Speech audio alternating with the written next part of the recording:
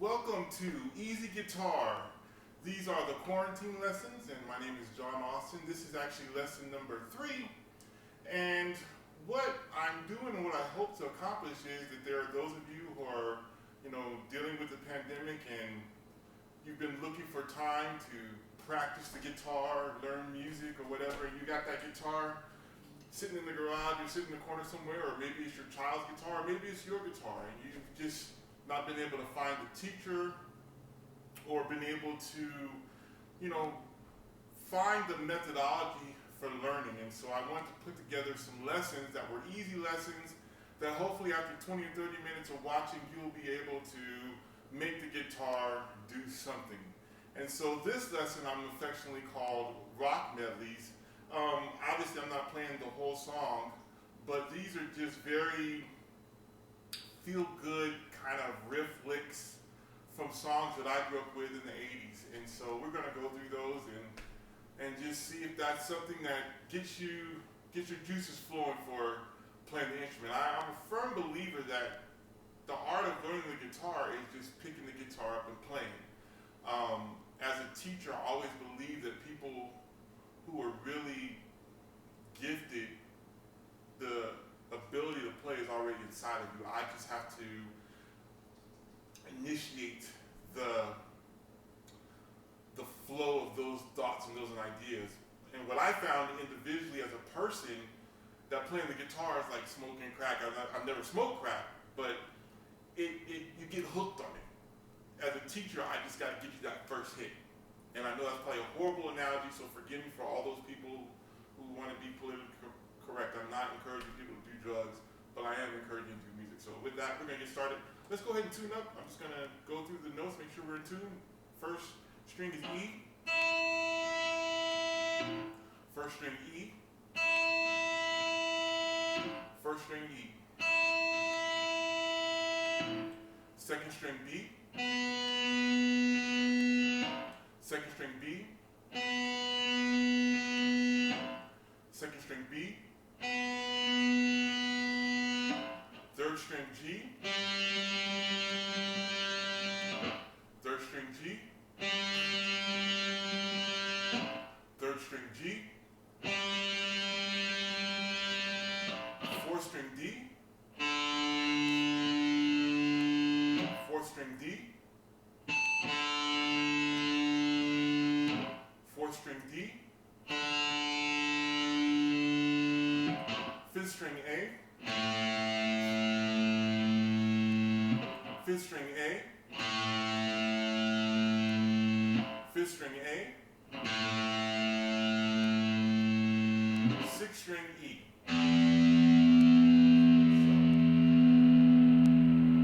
Sixth string E.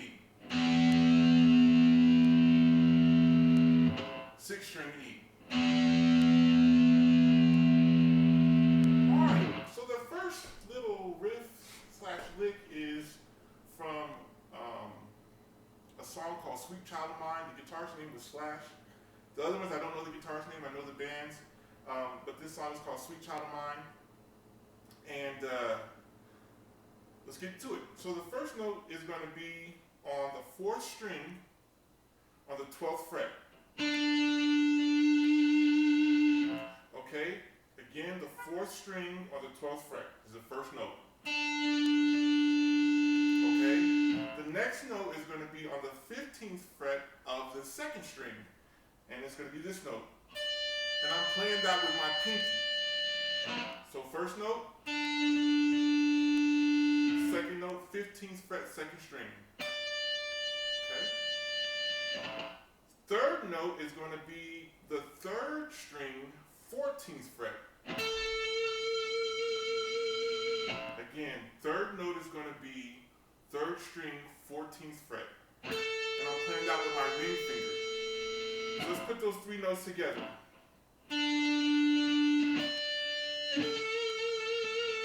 Okay, one more time.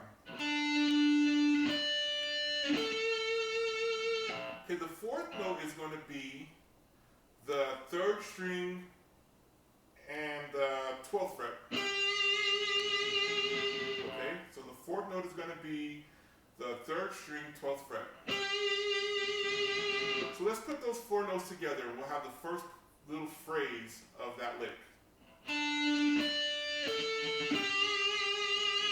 Okay, those are the first four notes. Let's try it one more time. Okay,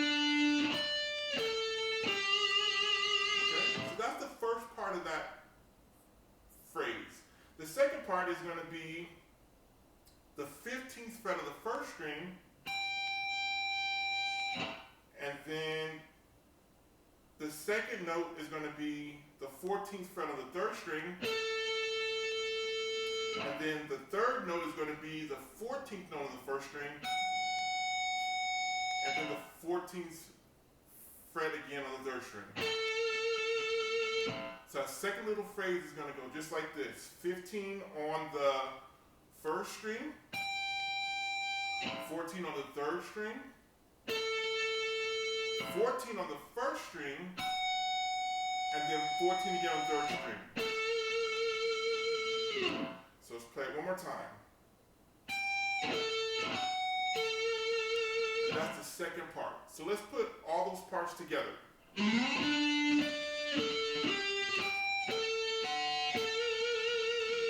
One more time.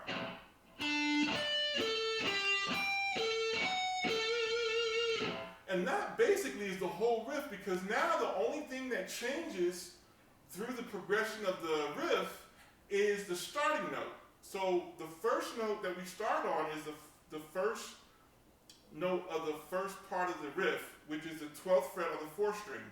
And we play that through twice.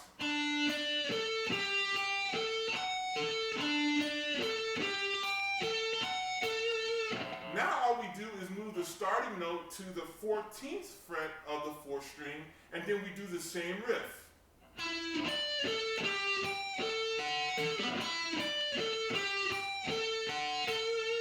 And then the third phrase in the progression, the first note is going to be the 12th fret on the third string, and then we play the same riff again. Sorry.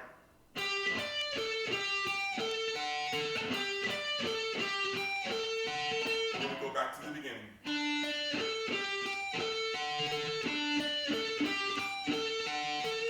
So the only thing that's really changing through the progression of the riff is the starting note. So if you could just remember that it starts on the 12th fret of the fourth string, then it starts on the 14th fret of the fourth string, and then it starts on the 12th fret of the third string, and then it goes back to the beginning, which is the 12th fret of the fourth string. So let's just try that one more time from the beginning.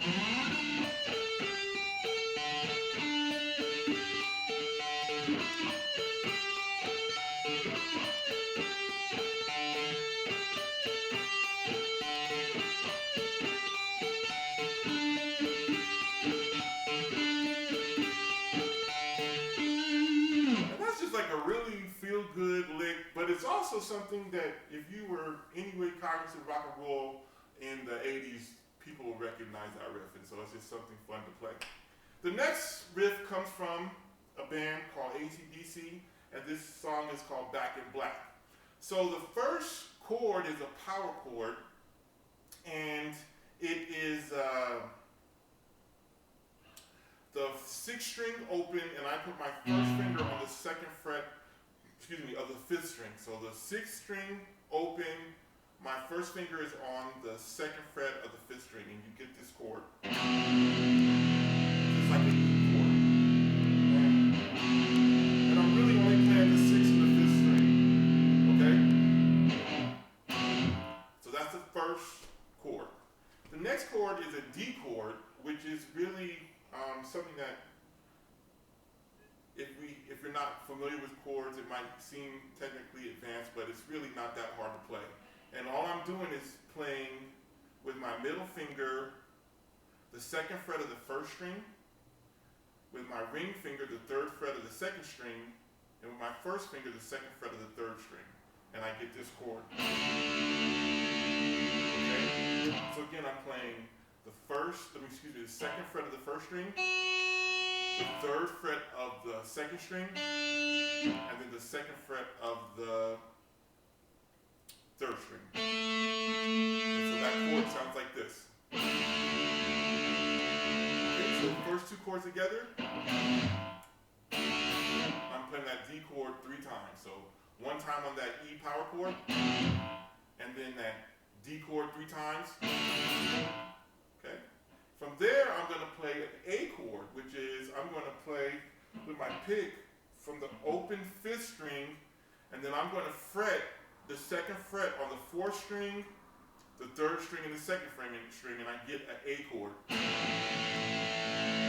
So it's open 5, open 5th string, 2nd fret on the 4th string, 2nd fret on the 3rd string, 2nd fret on the 2nd string. And that's an A chord. Okay. So those 3 chords together,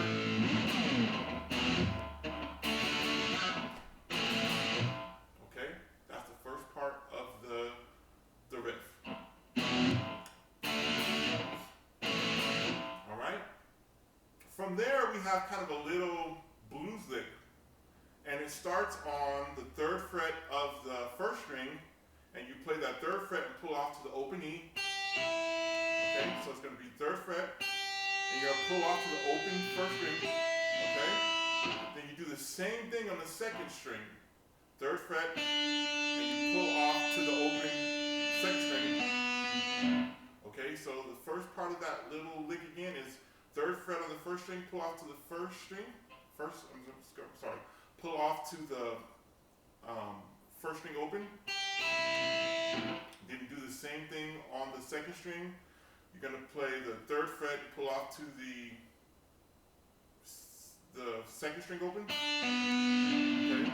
From there, I'm going to put my ring finger on the 4th fret. I'm going to slide that from the 4th fret to the 2nd fret, and then I'm going to pull off to the open 3rd string. So it's going to sound like this. Okay, so again, on the 3rd string, I'm playing the 4th fret. I'm sliding that back to the 2nd fret, and then I'm pulling off to the 3rd string open. So all those together, 3rd fret on the 1st string, pulling off to the open 1st string. 3rd fret on the 2nd string, pulling off to the open 2nd string, and then ring finger on the 4th fret, slide to 2nd fret, pulling off on the open 3rd string. So again, all together, that's going to sound like this.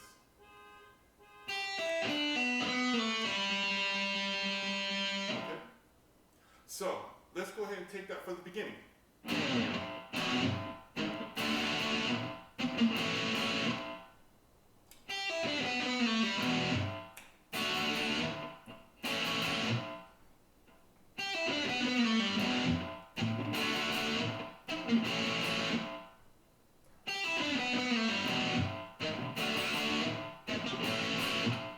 So I just kept the repetition going so you can get a feel for how it's going to be, but there's another part that alternates. So we'll learn that part, and that's just basically the 7th fret on the 6th string, and then you're going to pull that off to the 4th fret on the 6th string, okay? Then you go back to the 7th fret on the 6th string, then you're going to pull off to the 5th fret, back to the 7th fret, and then you're going to pull off to the 6th fret, and then you're going to play 7th fret 2 times. So again, it's going to sound 7-4, 7-5, 7-6, 7-7. Let's do it one more time. One more time. Okay, and so we're going to alternate that for the 2nd time that we play the riff through, which is going to sound like this.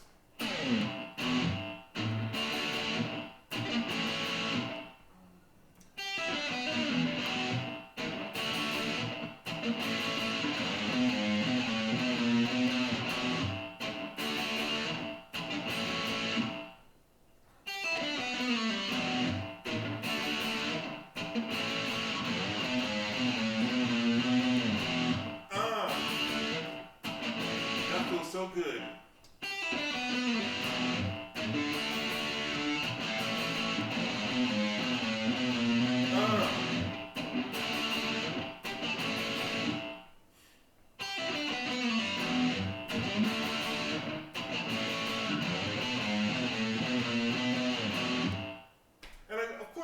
to the song, but again, I'm just playing the easy riff that you can learn and just get something working. Okay, the last one is a song by Ozzy Osbourne called Crazy Train. And again, if you were around rock and roll in the 70s or 80s, everybody's going to recognize this riff. So the riff starts off with a power chord that's the second fret on the 6th string, the 4th fret on the 5th string. And you're going to play that twice. It's going to sound like this.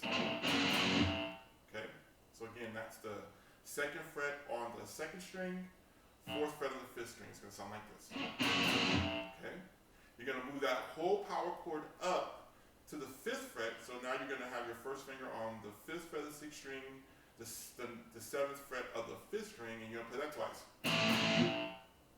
So again, the first chord, second chord. Okay, the third chord is going to be open 6th string, and I'm going to put my first finger on the 2nd fret of the 5th string. And you're going to play that twice. And then you're back at the beginning again. Alright, so let's try that again. First chord is a power chord at the 2nd fret. Power chord at the 5th fret. Power chord at the open fret. And then back to the 2nd fret. That is the first part of the phrase. The second part is you're going to go to the 5th fret of the 5th string and the 7th fret of the 4th string and make a power chord there. You're going to play that twice. And then you're going to go back again to the open 6th string and the 2nd fret of the 5th string. And then you're back at the 2nd fret of the 6th string power chord. So let me put that all together. It's going to sound like this.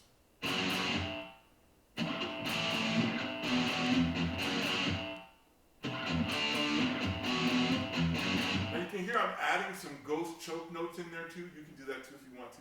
And those are just me muting the strings out with my right hand on my palm, but I'm still hitting it to give it some guts, for lack of better words. And you hear that a lot in heavy metal.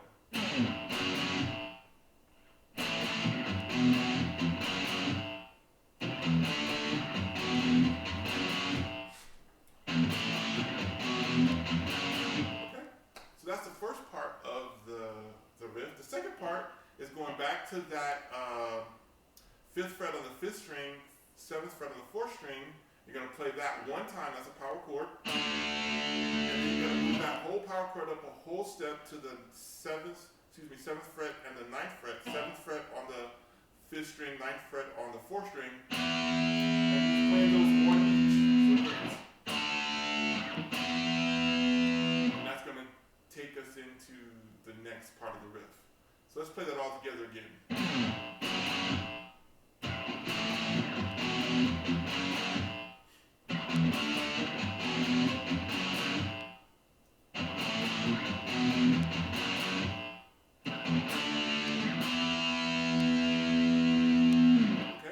Now comes the fun part, and this is that whole nice, recognizable little riff that Randy Rhoads plays. And so it's going to start out with 2 times hitting the 2nd fret on the 6th string, and then you're going to hit the 4th fret on the 5th string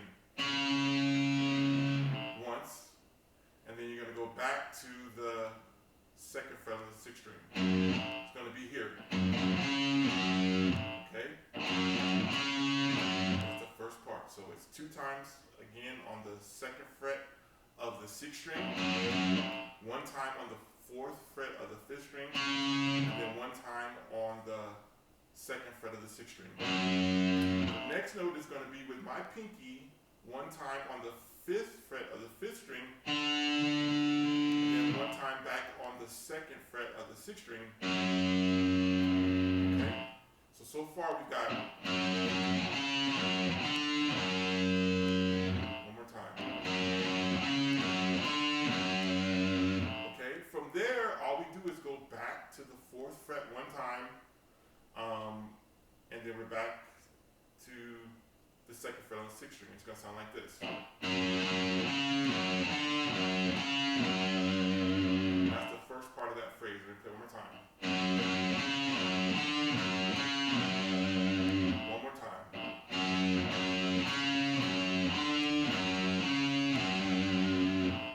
second part of that phrase is going to start on the second fret of the fifth string one time. Second fret of the fifth string one time. And you're going to play the fifth fret of the sixth string. So again, the first part of the second part of the phrase is the second fret of the fifth string, one time on the fifth fret of the sixth string, and then you're going to play one time on the fourth fret of the sixth string, and then you're going right back up again. So it starts out with the second fret of the fifth string, fifth fret on the sixth string, fourth fret on the sixth string, and then we're going back up, so we're going to play 5 on the fifth fret on the sixth string, and then we're going back to 2 on the fifth string, and then we're coming back down again, fifth fret on the sixth string, fourth fret on the sixth string, and then we play open sixth string. And that's the end of the second part of the phrase. So let's try it again. So it'll be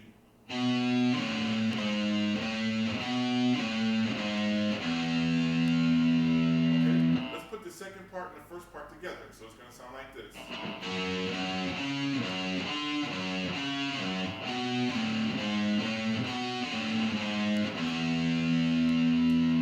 One more time.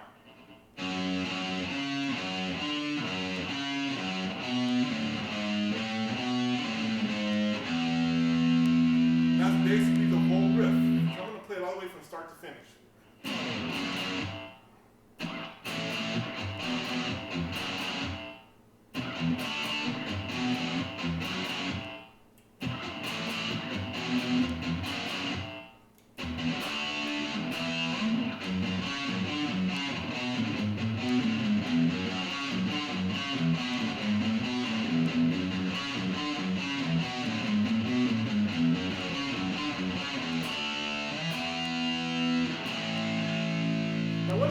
I like to do on that is I like to add some harmonics and a lot of crunch on the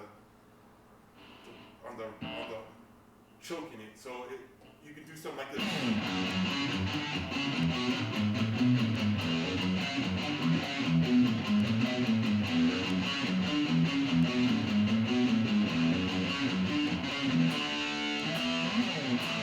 Not just ended it on that B note. Again, obviously there's more to these songs. Again, my hope was that you got the guitar sitting in the corner and you needed some inspiration to pick it up and start playing it. And so these are just some ideas to get those juices flowing, to get you to take that first hit of the guitar and get hooked. As always, if you would like, I have the transcriptions available. And if you would send to me, my name is John A. Austin Jr., you would send to P.O. Box 31417, Aurora, Colorado 80041, a self-addressed stamped envelope with a $10 money order. I would be more than happy to send you the transcripts to the lesson that we just had. This was lesson number 3, and I call that Rock Medley. Again, that's Johnny Austin Jr., P.O. Box 31417, Aurora, Colorado 80041. Now, what I'm about to say, some of you probably should send me a bunch more money because this may be the key to what makes you a professional musician versus just a regular Joe that plays a guitar. And I'm sure you're probably asking yourself, with all the technology, why are you holding up a placard with your name? Why are you having people go through the effort of sending a money order? I mean, you got to go get a money order. When everybody else online uses PayPal and everything is distributed electronically, why are you going through this archaic method of, transaction with potential students? And I submit to you, no matter how technology advances, no matter how far we go with things that we can do in the digital format, weight rooms will always have weights. You know why? Because you will never find a way to get physically fit without moving and lifting weights. So no matter how digitally advanced we become in society, weight rooms and gyms will always have weights. So why is that important, John Austin? If you want to be a musician and you really want to play, it's going to take effort. There's no other way around it. It's going to take effort for you to learn to play this instrument. I don't care how good of a teacher I am, I don't care how much I might go through a lesson to show you, there's going to have to be some energy applied on your part in order to get you there. So what should happen is that you should send the $10 money order. Well, why? Because in return, I'm going to send you a copy of this transcript. Now, this transcript is actually my contract with you, because I could be one of these hot dog guitar players who just gets on and hot dogs a lesson. But this proves to you that everything that I just went through, I took time to actually organize it out so that I could teach you. And what you should do once you send your $10, you'll receive this in the mail. And what I suggest, just like I did when I had real students, you take this once you get it, and you put it in a piece of plastic. Like so. And then you go buy a notebook that you can decorate. I decorated mine. I've had this notebook for years. And you open this notebook up, and you put it in, and this is your first piece that you actually learn how to play. So then when your friends come around and you want to show off what you've learned, you go get your notebook and you pull out your paper, and you've got something to show for all your effort. And what you've done, you didn't send me $10. What you did is you made your time practicing valuable. And this now becomes your diploma from that lesson that you spent your valuable time learning. Now, if you notice in my notebook, it is full of music. And this is actually my gig book. And there's hundreds of pieces of music from all different genres that when I go to play gigs, I take my notebook. I actually have them categorically organized so that if patrons want to listen to a certain song, they look through my table of contents and they can pick out a song. This is what being a professional musician is. Being a professional musician is not having the ability to be a virtuoso. This is my brand. I love my Marshall half-staff. I love my Fender Stratocaster. This is my look, because I come from an era of music where this was the rig you wanted. And what I'm saying is, that's what professional musicianship is. Not just hot dogging music, but actually putting in the time the same way you would go to the gym. You wouldn't just go to the gym without a workout plan, without a system that you intend to achieve an objective. And what I'm sharing that for is to say, you know what, yes, you need to go get a $10 money order, put it in a self-addressed stamped envelope so I can mail it back to you and start your notebook, because this is the beginning of your professional musicianship, whether it's going to be a career that you go out and make millions of dollars with, or you just have something that you enjoy doing. But it's just because your time is valuable. Listen, I hope you've enjoyed this. This is Easy Guitar. I'm John Austin. These are the quarantine lessons, lesson number 3. I hope I said something that has helped you, and we'll see you the next time.